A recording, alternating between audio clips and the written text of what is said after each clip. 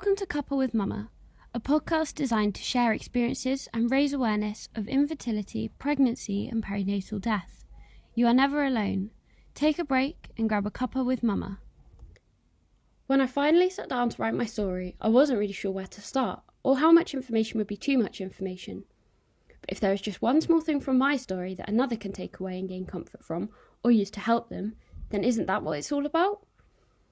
I'm a sharer. I naturally want to help people, but at the same time I find it difficult to summarise my story and remember everything that happened. So let me start where I am today.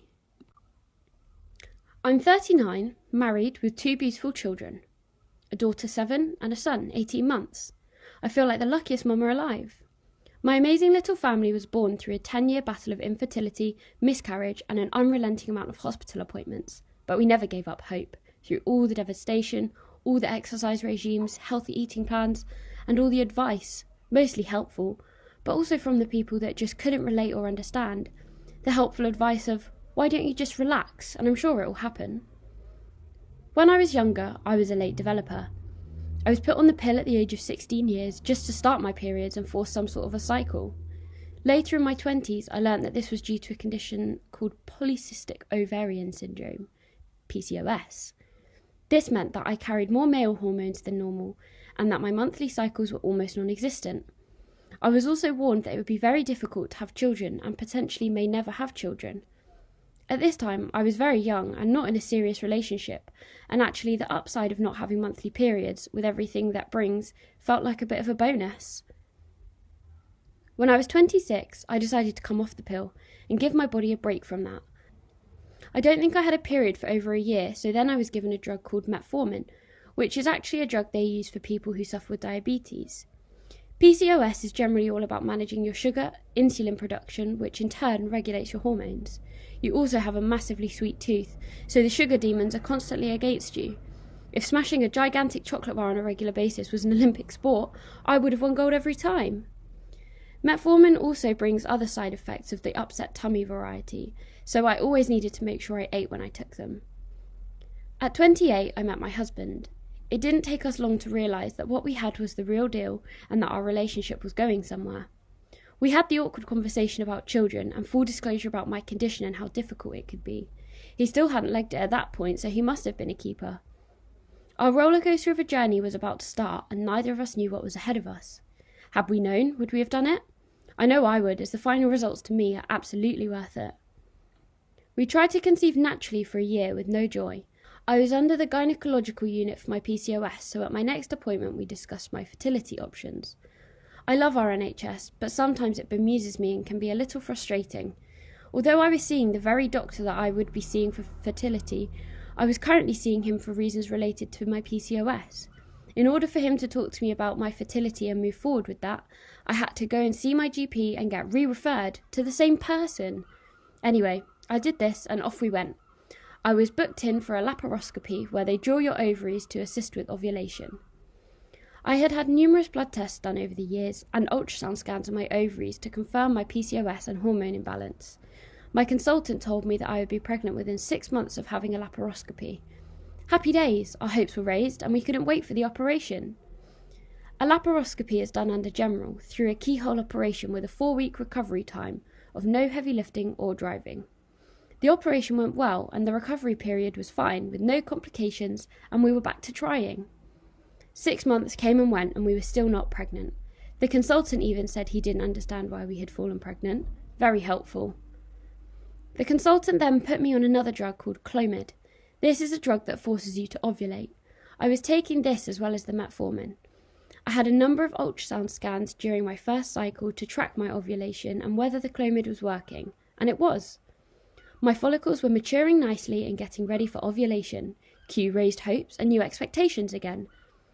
The cycles came and went and soon we were about to embark on our 10th cycle of Clomid, having had 9 unsuccessful rounds. The consultant was also setting us up for the next phase, as we had all assumed that the 10th cycle also wouldn't work. Our next phase was IUI. We went to the hospital for all our blood tests, more blood tests. I wasn't sure I was going to have any blood left at this stage.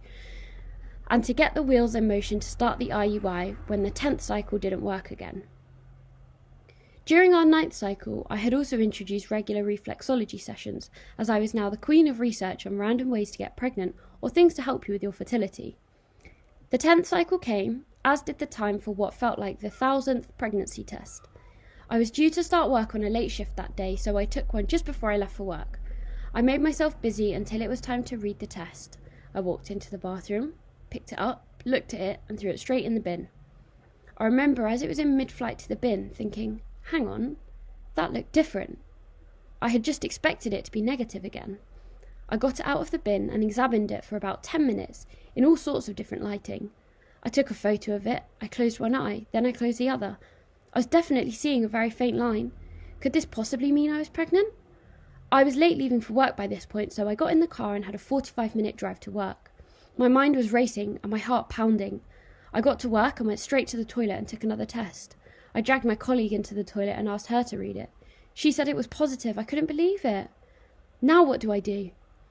I rang the doctor and obviously they had no appointments left and said they don't tend to confirm pregnancies. However, the receptionist told me there was a family planning clinic on at the local community hospital this afternoon which I could attend.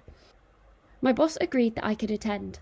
I think she knew she wasn't going to be getting any work out of me at the moment. I attended the family planning clinic and waited my turn. I was called to go in and the doctor asked how she could help. I said I thought I was pregnant and I was hoping a professional could confirm it. The first question she asked was it planned? Was it planned?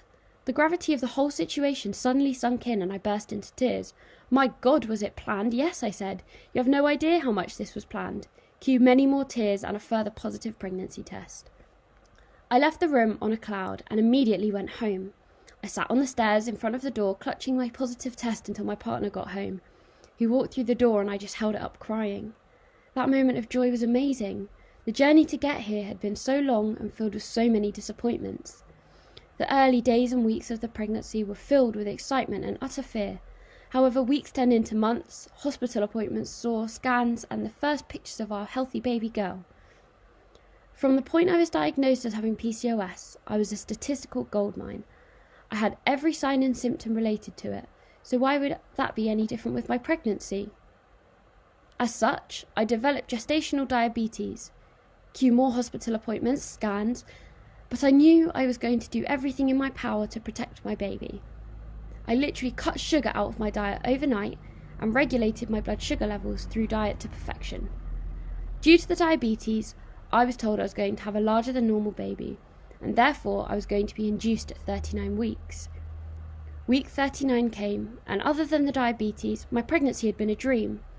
I was booked into the hospital for midday on Monday the 31st of March. That morning was the weirdest morning ever. We put the hospital bag into the car, posted a bunch of birthday cards, went for breakfast, then we went off to the hospital to have our baby. I was induced at 1 p.m, and our gorgeous girl arrived at 3:02 the following morning. The induction and labour were very straightforward, and we were so lucky and blessed to finally have our baby girl in our arms. It had roughly been a 4-year journey to get to this point.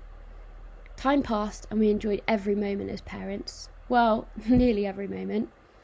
We made the decision to try again for another, and assumed that it would take us ages again. We decided to start trying naturally, with no medical assistance to start with.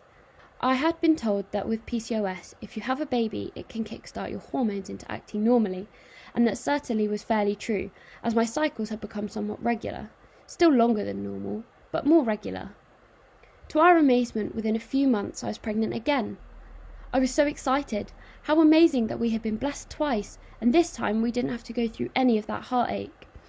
We started telling people, we registered that I was pregnant with the GP again, and were entered into the system and received our scan date. Everything was wonderful. Week 11 of our pregnancy and 6 days before our scan, and the first time we would see our baby, we met a group of friends for lunch.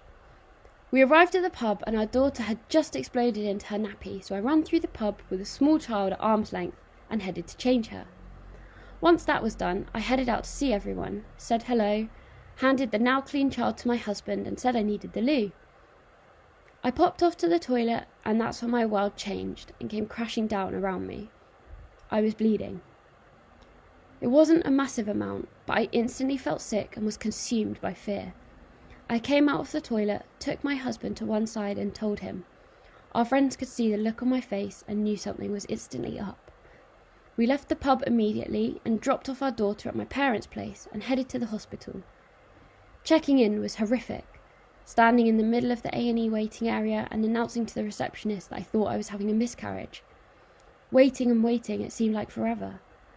The doctor took me in, asked me a few questions, and then I was told that I would have to go home and return to hospital for a scan on the Monday. We collected our daughter and returned home. The bleeding continued that night and into the following day, and it started to get heavier. There came a point where I didn't want to go to the toilet, as I didn't want to see it. If I ignored it, it might not happen. During the Sunday, the bleeding got worse, and the part that I wasn't prepared for and no one warned me about was the contractions. My body was preparing to expel our child, and the contractions were getting quicker and quicker. I took myself off to the toilet, and that's when I finally knew it was over. What happened next left me with absolutely no doubt in my mind that we had lost our baby. The contractions stopped, and the bleeding slowed down. I cleaned myself up and returned to the lounge where my husband was waiting. He just held me while we both sobbed. I cried so hard that I thought I would never stop. The uncontrollable grief I felt was completely overwhelming. The next morning, we had to go back to the hospital for our scan. I already knew what they were going to say, but sometimes hope can hold on for the faintest of possibilities. They were expecting us, and we didn't have to wait long. I was called in for my scan, and they couldn't find anything. Everything was gone. In a way, this was a good thing, as I didn't have to take any awful medication or have any medical intervention. I was simply sent home, knowing that our baby didn't make it, and we had to somehow find a way to deal with that. It was about 3 months later that we found out I was pregnant again. From the moment of that positive pregnancy test, every pain, twinge, and trip to the loo was filled with anxiety and dread. We got to 8 weeks this time, and then we lost our second baby. The bleeding started and didn't stop. I rang the hospital, and this time I was told that unless the bleeding gets unmanageable, it was best for me to stay at home. I had no idea why this was happening. With our first, it was so difficult actually getting pregnant. Now the opposite. I seemed to fall pregnant quite easily, but keeping the pregnancy was difficult. I spoke to the hospital about the reasons for this, and were there some tests they can do to investigate. I was simply told I had to have 3 miscarriages before they would do any tests. Losing a third baby before anyone would look into the reasons? I didn't want to lose another baby, that was the point. Were 2 miscarriages not traumatic enough for someone to endure? It was at this point we decided to stop altogether. Emotionally, I was exhausted and drained, and my body had taken a battering. My husband couldn't stand to see me go through any of this again either. He suffered in his own way. He had lost his babies too, but physically watching me and my body go through what it did was really hard on him. We had a 2-year break. We repaired ourselves and carried on with life and enjoyed our daughter. The conversation then started again about giving it one last go. We both agreed that one last go was all we had, so we went for it. During those 2 years, I did a lot more research on my PCOS, so I completely changed my diet. I came off dairy and gluten altogether and upped my exercise. I also went back to the doctor and asked to be put back on Clomid when we were ready.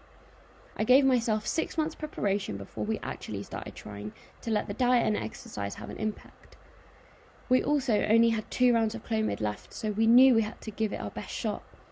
Doctors will only prescribe 12 cycles of Clomid to a woman in their lifetime. This is due to the overstimulation on the ovaries and the future risks of ovarian cancer. I went for tracking scans again, and everything was looking good. We fell pregnant on the first round. There was little excitement this time round, as we knew what could happen. Weeks passed, and everything seemed to be going well. The date for our first scan came, and I have never felt so sick. Pulling up to the hospital and walking into that scan room, I braced for the worst. But this time it never came. A healthy baby was developing nicely. Oh, the utter joy and more tears. Our 20-week scan came, and we found out that we were having a boy.